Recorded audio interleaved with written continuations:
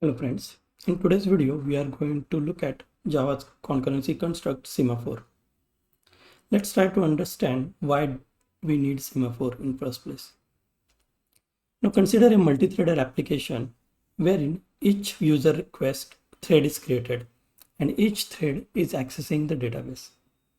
Now this application works fine when there are not more than two concurrent threads accessing the database.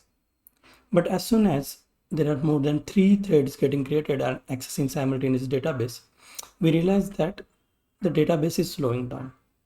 And if we keep getting more such requests, database might as well stop working. So this is a common problem in real system wherein there is a shared resource which is limited. It could be a database, it could be a third-party API wherein there is a rate limiter applied.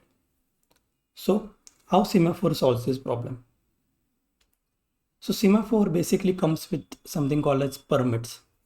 So when we want to restrict particular shared resource, we create permits based on the number of permits that we want to allow. In this case, we will create a semaphore with two permits. Now, when first thread wants to access the database, it needs to acquire this permit first, and only then it can continue to access the database. When second thread comes, it will also acquire the permit and will access the database. Now, at the same time, if there is a thread 3 which arrives, then it won't be able to proceed because there is no permit remaining with the semaphore.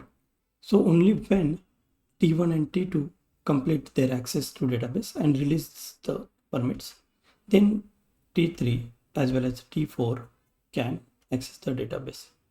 So in this way, semaphore basically controls the access to the shared resource, which is database here. Now let's look at how we can use semaphore in Java. So basically in Java, we will create a semaphore object with number of permits. So we can create semaphore s equal to new semaphore with say 2. And wherever there is a code that we need to control access to, we need to call acquire before it. And only when we could acquire the semaphore will continue, else we will call the release. So how would it work? So here in this case, there is say permits counter is 2. Now when thread 1 comes and calls the acquire, this count would be reduced to 1. When thread 2 comes and calls acquire, the count would reduce to 0 and it would be in critical section. Now if another thread arrives and calls is.acquire, it would be in a wait condition because the count of the permits is now 0. So only when the T1 completes its operation and calls release, then only T3 can go enter the critical section. Now let's look at code. Now let's start by creating a new class called semaphore example. In this class, I will create a main method. Then I'm going to create a class database worker which extends a thread. Now think of this class as a worker thread that will do the most of the database access work. And now I'm also giving it a private parameter worker name so that we can understand which worker is currently working.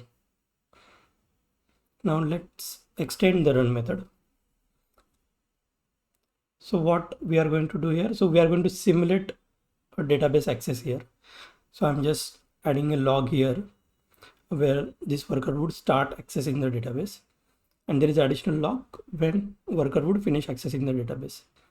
In between these two lines, let's add a thread.sleep just to simulate that there is some operation going on for the database.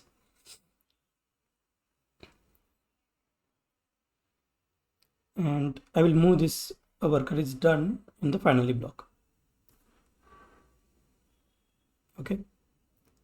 Now let's create one thread, or maybe let's create multiple database worker. As we saw in the example, right, there were multiple threads simultaneously accessing the database. So let's try to simulate that. Okay, now let me run this program. So if you see here, all the workers were trying to access the database simultaneously. Now let's see how Semaphore solves this problem. So what I will do, I will create a new semaphore class here.